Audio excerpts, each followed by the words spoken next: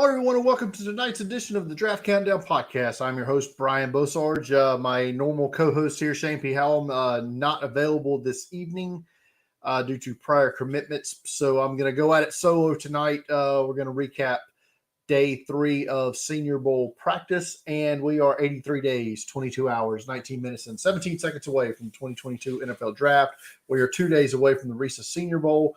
We are currently on in the background. I have the 2022 East-West Shrine Bowl going on right now. I believe the West team is winning 11-0, just going into the second half there. But today's practice was a bit, different. We've had it years past since they've had the indoor facility at South Alabama when inclement weather happens, and it's Mobile, Alabama. It will. They are able to move in over there and have practice unabated. And yesterday, the decision was made to have the practice outside. It was raining all day, nearly for the entire length of both practices. There was steady rain, and today the weather was supposed to be much worse, so they made the decision a day ahead of time to move the practice indoors. And the funny thing is, it actually, with the exception of maybe 10 minutes today, it never actually rained. So during the period of time of practice, it's Mobile. Like I said, they say the weather around here, if you don't like it, wait 30 minutes, it'll change. And that is very true. Anybody in the chat or watching on Twitter or reply to @Draft Countdown, ask a question. Any questions from this week of Senior Bowl practice, I'll try to answer them at the end of the episode, or you can drop your question live in chat. So go through some notes that I had from practice today. Practice was actually closed to the media today, unless you were a broadcast partner or an NFL team. You were not allowed in today. Fortunately for myself, as I'll be calling the game on the radio Saturday, I was considered a broadcast partner and was allowed to go in to watch the practice. So that was good for me, good for Draft Countdown. So that worked out. I reported early in the day that Jeremy Ruckert would be out with a injury and would not participate in practice. And then as I get to practice today, he's in full uniform. So I'm like, okay, was my information bad that I received? But he wasn't supposed to dress for practice. He wasn't supposed to be out there. He did not participate in practice, but he got dressed anyway. But I found out later that he injured his foot. And was out today and will be out for the game. He was replaced by Boston College tight end Trey Berry, who transferred from Jacksonville State, actually played high school in Spanish Fort High School across the bay in Mobile. So a local kid added into the game late. Mostly I watched a lot of the offensive and defensive line reps for the for the national team that's coached by the Jets. Watched a little bit of the special teams drills because they were right in front of me. I was standing on the sideline in the facility during practice, so some of the special team stuff that was happening right in front of me. So got to watch Chad Muma and Christian Watson. Chad Muma, the linebacker from Wyoming, Watson, the receiver from North Dakota State, were looked outstanding in those drills. They took it serious. They exploded through. A lot of these guys, they're going to be day 3 picks. Special teams are going to have to do that, or they're not going to play. They're not going to make a roster. They're going to have to show their skills in special teams. So it was good to see those guys, especially taking it serious and going through it. Sterling Weatherford was a story this week. Coming in because he was a safety at Miami, Ohio, was going to play linebacker, measured in at like 6'4", 212 or 220 maybe. 230 actually, 6'3.5", 230. He's moved down to linebacker for this week. He's definitely got the size for it. He looked great.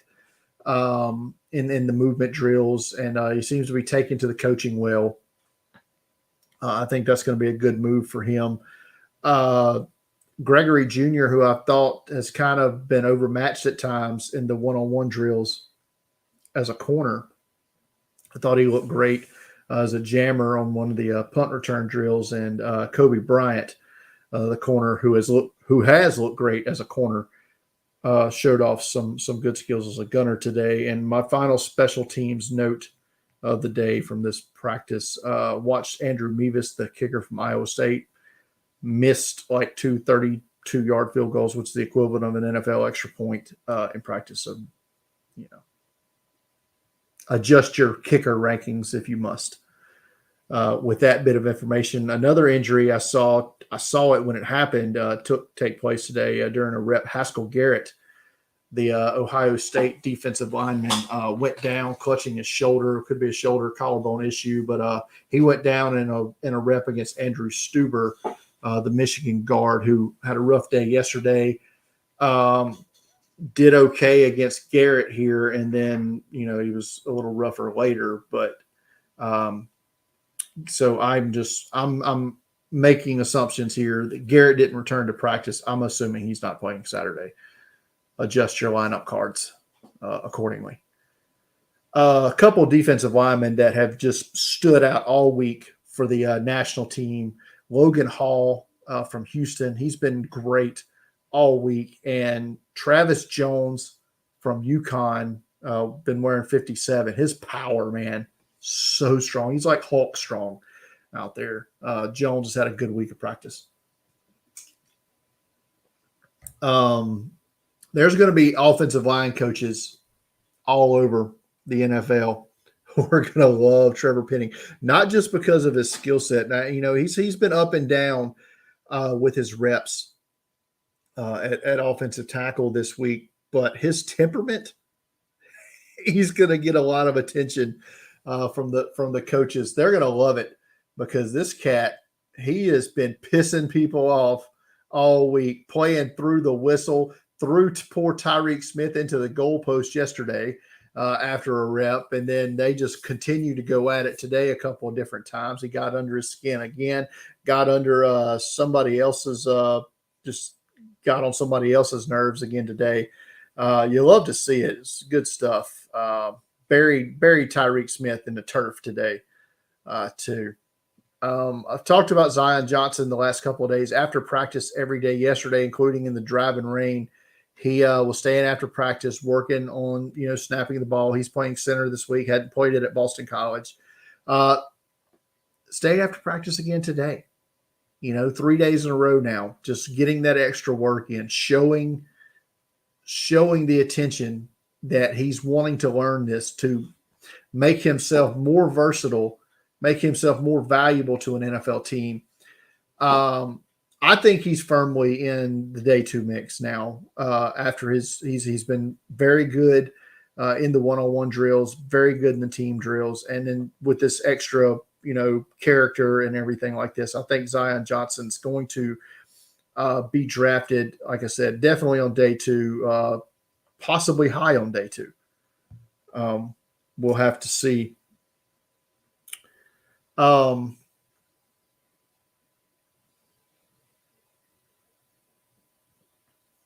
of the bigger disappointments for me, I was really high on Central Michigan tackle Bernard Raymond, the Austrian import. He's looked kind of rough.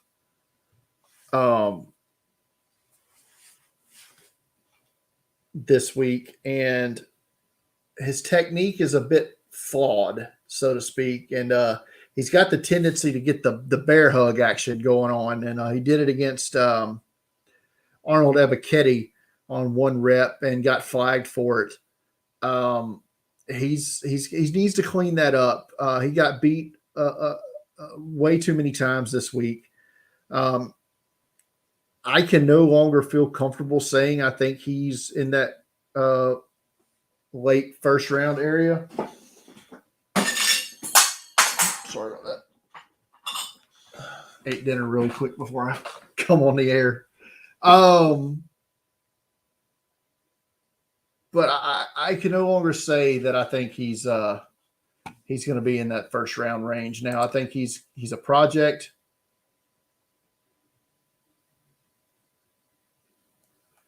And so it's second round, more comfortable. Third round, much more possible now than I thought it would be. Matt Willetsko, the tackle from North Dakota. I tweeted about this earlier. I didn't put it in the column, but I did tweet about it earlier. That I think if you're looking for that day 3 developmental offensive tackle, Willetsko is a guy that I would feel very comfortable taking on day 3, maybe even early on day 3 as a developmental project. I think he's going to be very well. Everybody wants to hear about the quarterbacks. Obviously, on the national team, you have Kenny Pickett, who is the biggest name. You have Carson Strong, who has the biggest arm, and you have Desmond Ritter, who kind of under the radar. And with the and I know I've heard of more than one team that has Ritter with a first round grade. I don't, but I have heard that is a thing. Oh, hey. Old Shane's man, Pierre Strong, just caught a screen pass and scored a touchdown in the East West Shrine game. That had my attention for a second. Sorry. But thought Pierre Strong should have been at the Senior Bowl. Sorry, sidetrack. But anyway, Desmond Ritter of the 3 quarterbacks today, probably the worst of the 3 on this national team. And if I had to rank them 1, 2, 3 through the week, I would probably have Ritter 3rd on this group. Christian Watson, I mean, we've talked about him all week. We talked about him before the Senior Bowl. We're going to talk about him during the Senior Bowl. We're going to talk about him after the Senior Bowl. Christian Watson's going to be a second-round pick at the very least at this point now. I think that's where he's going to be. I thought Tyler Beatty, the running back from Missouri, has done a nice job out of the backfield catching the football. He's very quick. Good explosion when he gets the ball in his hands. Carson Strong, up and down again today. Whenever he was at his best this week, you would almost assuredly know that he was targeting Romeo Doubs or Cole Turner, his Nevada teammates. I mean, and it makes sense. He's been playing with those guys for 2 or 3 years now, so the comfort level is most certainly there with him on that. But Carson Strong, he's had some cartilage replaced in his knee. That is a concern. He says it's not a concern. Jim Nagy says it's not a concern. I don't know. It would concern me with a first-round pick. It wouldn't concern me with a second-round pick if I was drafting Carson Strong. I'll say that. Over at American team practice today, there was a handful of guys that are no longer there.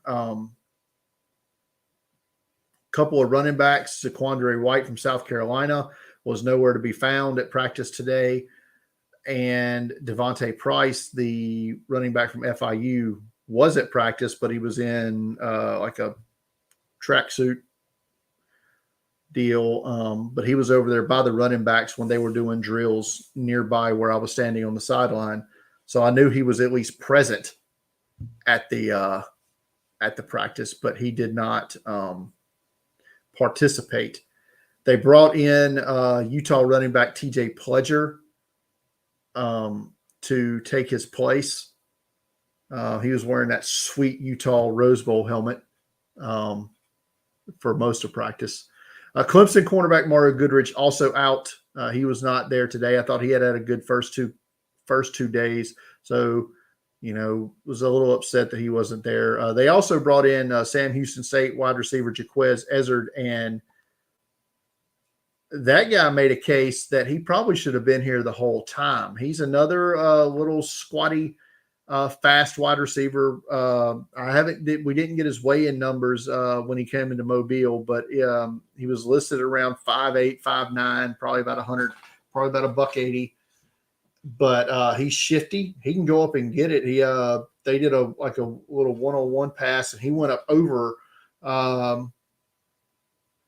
Texas A&M safety Leon O'Neal on a pass that Bailey Zappi threw, and made a great play on that. He had some other good routes down in the red zone they were running. So great first and only day of practice for Jaquez Ezzard.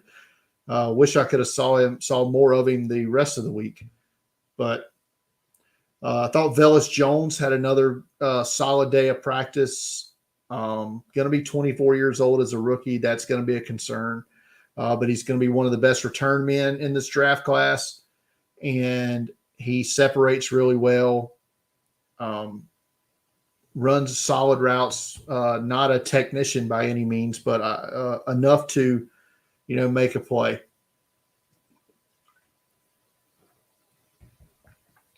Calvin Austin, I made fun of him the other day, said he was basically the Rey Mysterio of draft prospects because of his size, listed at 5'7", 173. But that man is silky smooth, let me tell you. He is a technician out there running routes, and he can get open with his feet so quick. In and out of his breaks.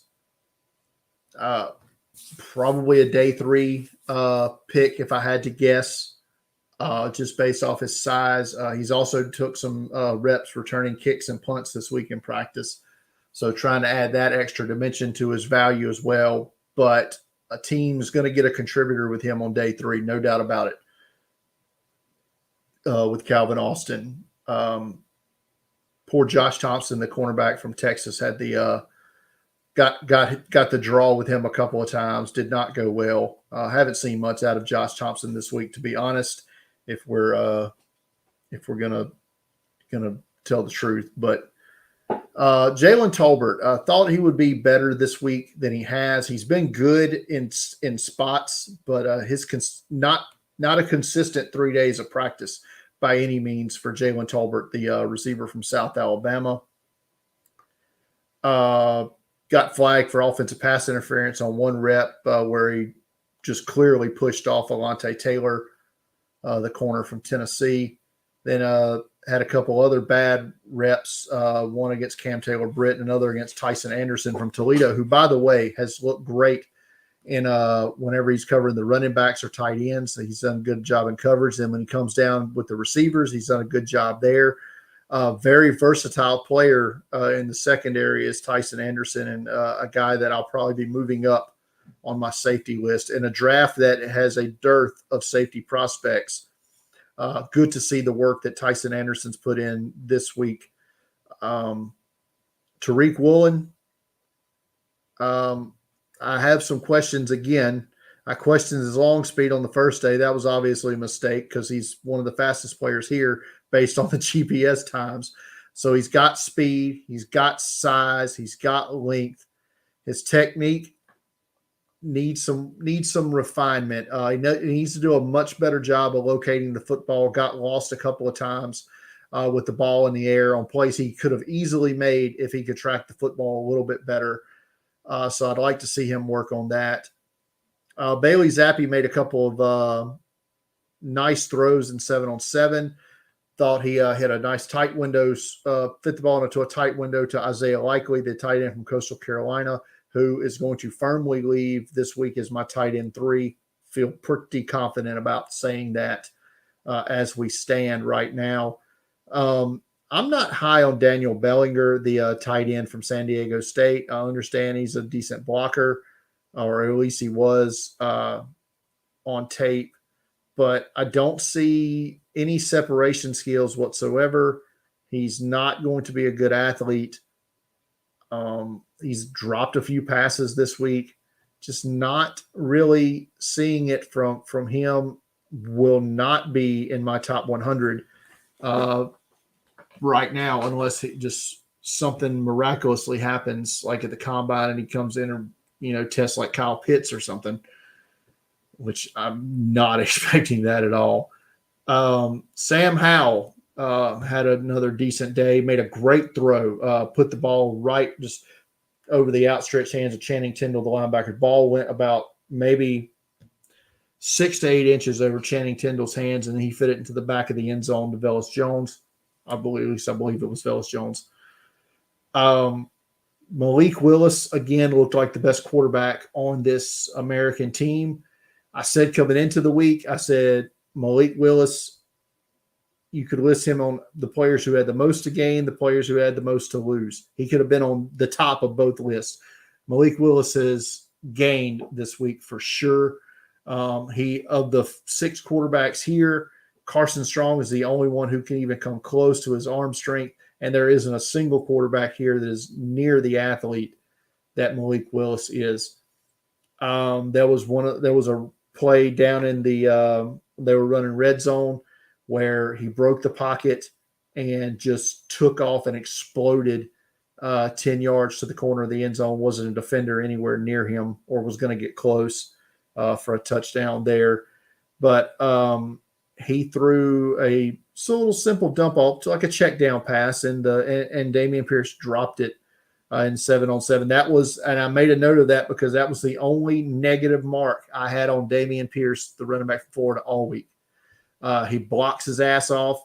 He catches the ball well, with the exception of that one rep. He runs hard, and he's got a lot of tread left on the tires. He didn't get abused at Florida like some of these other collegiate running backs do. So Damien Pierce, I think, is going to definitely be moving up my running back rankings this week after his performance in practice. But after that drop, Willis just threw a couple of just BBs through some tight windows, completed one to Jalen Tolbert in the back of the end zone, hit Daniel Bellinger right at the goal line in one drill.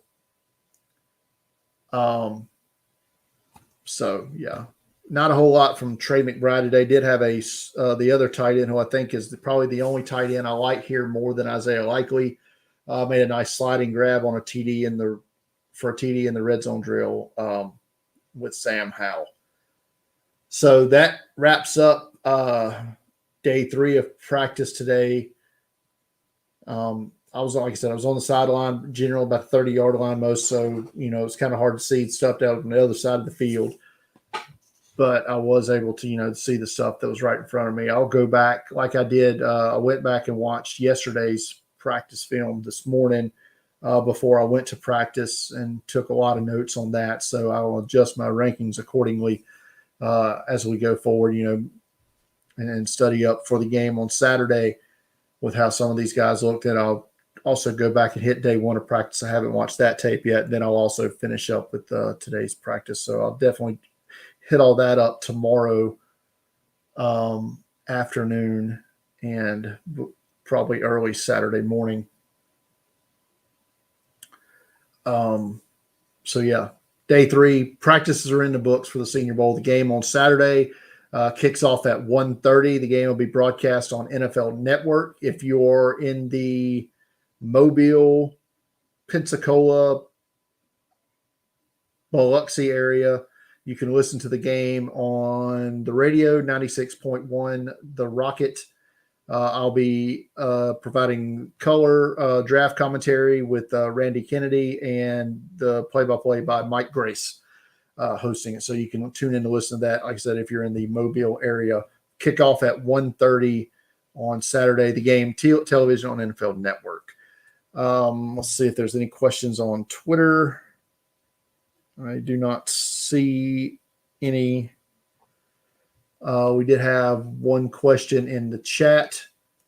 Has Trevor Penning been taking reps at right tackle? I'd have to go back and study the practice film and all the reps that I saw him take that I jotted down, he was either at left tackle or left guard.